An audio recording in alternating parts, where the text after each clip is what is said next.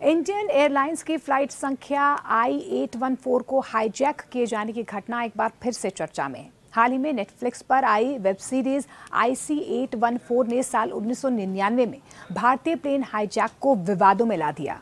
उस समय 8 दिनों तक देश की सांसें थमी रही थी। इस हाईजैक में 3 आतंकवादी छोड़े गए थे, लेकिन क्या आपको पता है ये कौन थे और इस समय अभी फिलहाल वो कहां पर हैं? छोड़े गए 3 आतंकवादी UAE अधिकारियों और अपहरणकर्ताओं के बीच बातचीत के बाद 27 यात्रियों की रिहाई सुनिश्चित की गई। इन यात्रियों में महिलाएं और बच्चे भी शामिल थे। रूपिन कतियाल नाम के एक यात्री का शव भी यहां से उतारा गया। अपहरणकर्ताओं ने रूपिन को चाकू मार दिया था, जिनकी बाद में मौत हो गई थी। 25 दिसंबर 1999 को सुबह 6:20 पर विमान ने दुबई से उड़ान भरी और 8:33 पर अफगानिस्तान के कंधार हवाई अड्डे पर उतरा। कई दौर की बातचीत के बाद अंत में सभी बंधकों की रिहाई के लिए एक डील तय की गई। सभी हाईजैकर्स पाकिस्तानी थे। इनका नाम इब्राहिम अतहर, शाहिद अख्तर, सईद सनी अहमद काजी, मिस्री जहूर इब्राहिम और शाकिर थे। भारत सरकार 3 आतंकवादियों मसूद अजहर, मुश्ताक जरगर और उमर शेख को रिहा करने को तैयार हो गई। इन सब विवादों के दौरान लोगों की दिलचस्पी इस बात में जरूर होगी कि जो 3 आतंकवादी छोड़े गए हैं वे क्या करते हैं, अब कहां पर हैं। मसूद अजहर कंधार हाईजैक के बदले छोड़े गए।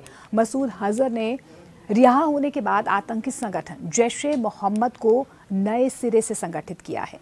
अजहर मसूद ने जैश-ए-मोहम्मद के जरिए भारत को कई जख्म दिए हैं। जैश-ए-मोहम्मद ने ही 13 दिसंबर 2001 को भारतीय संसद पर हमला किया था।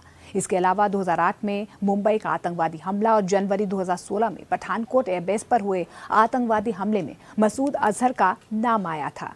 फरवरी 2019 को पुलवामा में CRPF के काफिले पर हुए हमले में भी मसूद अजहर ही मास्टरमाइंड बताया जा रहा था। इस हमले में 40 से ज्यादा जवान शहीद हो गए थे। मसूद अजहर अब भी पाकिस्तान में सक्रिय है। हालांकि 2019 के बाद से उसे किसी सार्वजनिक स्थान पर देखा नहीं गया है।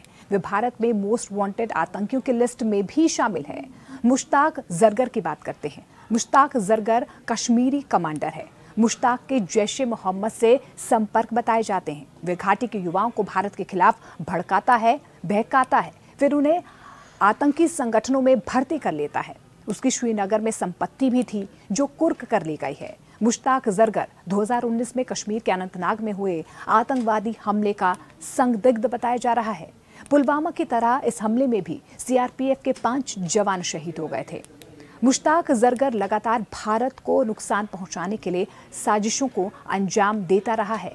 माना जाता है कि 2017 में कश्मीर में हुए ग्रेनेड अटैक की साजिश भी मुश्ताक जरगर ने ही रची थी।